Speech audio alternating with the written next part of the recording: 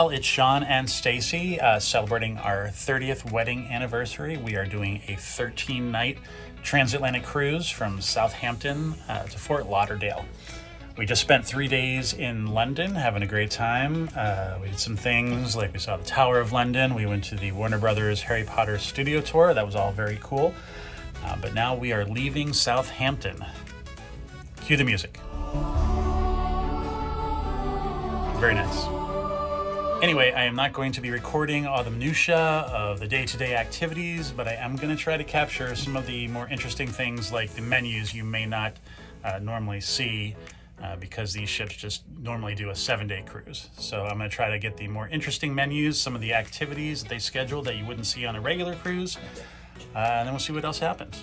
So now let's rewind a bit and catch up with what happened earlier. We stayed in the Moxie, Southampton, really close to the port. If it wasn't for the building across the street, we would have been able to see the Dream from our window. For $25 for 2 people, it included breakfast, lots of options there, and the price for the room was very affordable as well, about $125 a night. Much like the hotel in London, I would have no problem staying here again. This is not their first rodeo when it comes to cruises. The night before, we told them what cruise we would be on, and in the morning we took our suitcases, waited in the lobby, and eventually a taxi pulled up at just the right time. The driver came inside, called out our room number, and we had a lovely ride to the terminal. The trip was about $20 or so, and it was great not having to worry about getting an Uber with all the cruises going out that morning. This is a great setup that they have there.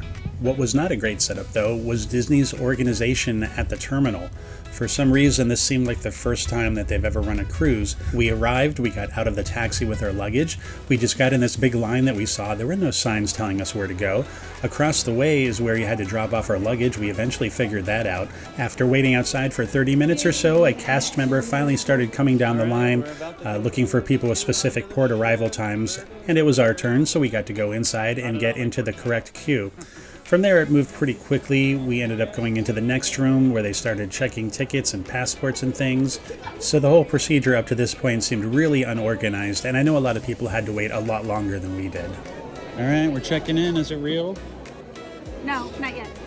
We got to check in, and then we had to pass through security, and finally we got to the holding room. Not like Port Canaveral at all. No Disney themes and stuff, that's all fine. But there was also nothing announcing what boarding group they were taking. So we just kind of stood around asking people what was going on and what group they were boarding. Eventually, they did make an announcement over the loudspeaker for our boarding group and the previous ones. So at that point, we managed to move on to the next part of our journey. One of the fun Disney cruise things missing from the Disney Wish is that when you board, the older ships will announce your family name. And I assume on the Wish it's that way because there's so many people coming on, they don't have time. But it is such a nice touch, and it says, "You have arrived." Disney Dream, please welcome the Rock family. So that is how you know that your vacation has begun. But for me, what says, yeah, you're on the cruise and we're about to get going, is getting that cruise embarkation lunch. And normally we just go right to Cabanas for that, but while it was in dry dock, they added a new quick service location to Flo's V8 Cafe up on deck 11. It's Ramone's Cantina, sort of like Donald's Cantina on the Disney Wish. You've got proteins like grilled chicken and steak and grilled veggies, a couple different kinds of rice. You've got all the toppings you need for your tacos or bowls. Keep in mind there are no chips, which is sort of a weird thing. So if you want chips, bring your own. On the toppings bar, there are several different salsas, including a grilled pineapple salsa, which is excellent. You know you're on the cruise when you get the cruise lunch. I know I'm repeating myself, but it's just that true. It's just fun getting in there, seeing all the options, trying out all the different foods, going back to some old favorites, although I'm thinking that way back in the day, I remember a lot more salads, like fun cold foods, like a seafood salad or a pasta with this and that kind of thing. Nowadays, it all seems like a lot of baked and hot items, but they still do have plenty of crab legs and shrimp, so that was the first thing I went for to go along with my tacos. One interesting note, and I'm not sure why this was a thing, but they did not have melted butter to go along with the crab legs. We were told it was because they were in England, but I'm pretty sure that England knows how to make butter, so I'm not quite sure why that was an issue. All right, we came down to our floor, and the hallways are open, so we have to go find our room now. Which side are we on? I don't even remember. 85, 82. Oh, good, in the corner. It's always exciting to get into your room, but especially if you can get into it early. Normally it's around 1:30 or 2 o'clock. We got in around 12:30, probably because there wasn't a real cruise before us. We had cabin 8582, which I finally memorized just a few days into the cruise. But this was a deluxe ocean view veranda. It was plenty of space for 2 people. Now, I'm not going to do a whole room tour here. I'll do that in another video, and you've probably seen cruise rooms before. But let me just say that this was plenty of room for 2 people for a cruise this long.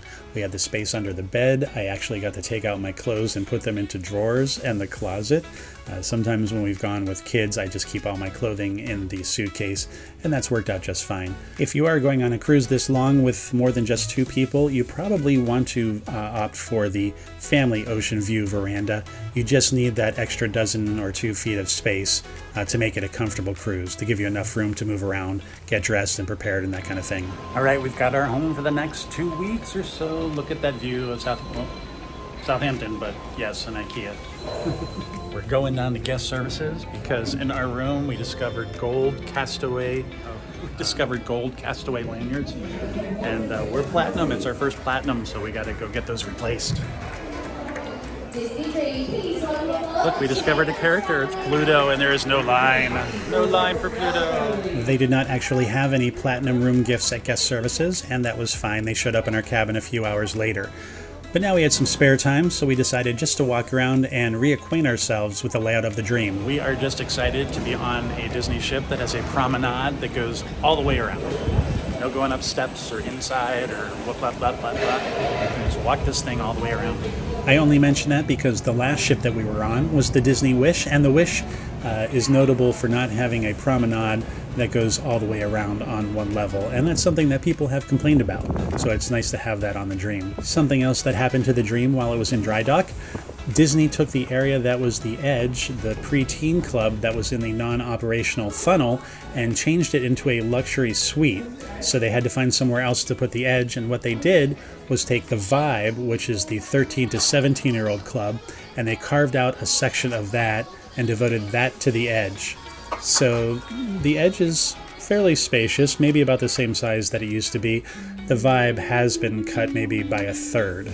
As we are empty nesters, we have neither preteens nor teens, so I do not have any first-hand experiences on the new spaces. One of the other things that they did while in dry dock was to enclose a section of the outdoor area with nets. I assume this is for some sort of game that they like to play. I don't know. So maybe if you know, you can tell me. Something that remains as it was is the juice bar. Something that I believe got changed in dry dock is the restroom area. There's now a community sink to wash up, and the bathrooms have been changed into individual stalls, I'm guessing due to COVID and safety concerns. All in all, I think that young adults will still be able to have a great time in these areas, including this hallway, which I love. It's the funniest thing. We're out here laughing because I put up this TikTok in response to somebody else about something that we ate, showing a video of the sausage roll I had last night, and they're all now arguing about, is it a sausage roll? Is it a Wellington? Is it beef? Is it pork? It's hilarious. But it's a don't sausage. blame us. It is. The menu said sausage roll. It's a sausage roll. Well, whether it's your first cruise with us or your 50th, you can expect Amazing adventure, magical levels, and tons of fun! What do you say we kick this into high gear with all of our Disney friends? And together, get some piece of magic and go sailing away!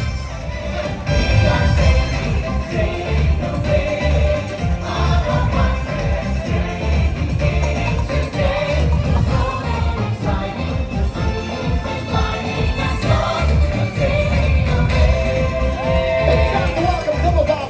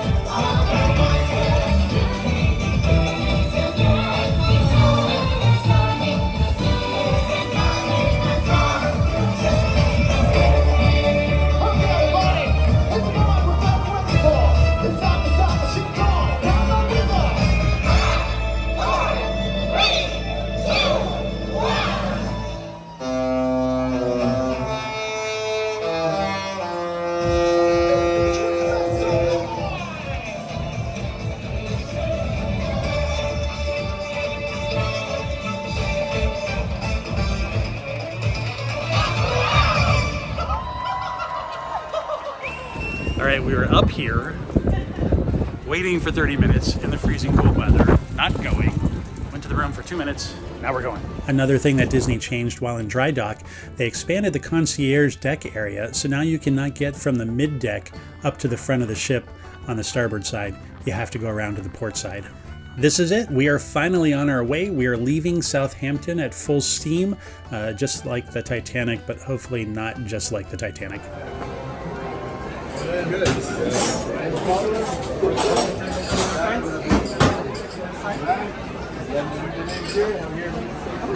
We will disappear on you a couple evenings. We're gonna go to Palo and go to Remy. Not because you don't like Not because of you, no. So when we boarded, we went to the dining request table because we didn't want to be seated with people we didn't know for 2 weeks, which may sound weird. And we'll make other friends, it's fine. But we just want dinners to be the two of us. So they were able to accommodate us. So we have a table for two for the 2 weeks. And that worked out extremely well for us. I feel like when you're seated with other people, you just feel like you have to be on all the time. And I didn't want to have to deal with that for the whole 14 days. Tonight's menu is the Let the Magic Begin menu. And this is not the normal menu you'd get on your first night in Royal Palace. I started out with the chicken bastilla appetizer. This was a Moroccan shredded chicken wrapped in phyllo dough, and the flavors were exactly what you would expect, and that was very satisfying. Stacy got the prosciutto, tomato, and mozzarella bruschetta. Very happy with that choice. And then, since you can order whatever you like off the menu, several appetizers, plus a soup, a salad, the entree, I got the salmon carpaccio. It was very nice, very fresh and light. I think the cruise line really likes salmon. I'm thinking it's easy to freeze and bring along. I was in the mood for a steak tonight, so for my entree, I got the grilled strip loin with potatoes and grilled asparagus. I did not have any issues with beef on this trip. Every item that I ordered came out perfectly cooked and at the right temperature. Dessert is always a hard choice for us. We're chocolate people, and we've always said that Disney does a terrible job at chocolate desserts in the main dining room. I got the warm sticky fig and pecan pudding, which was rich and indulgent, especially with that ice cream. And Stacy got the chocolate bomb, which did hit the right chocolate notes.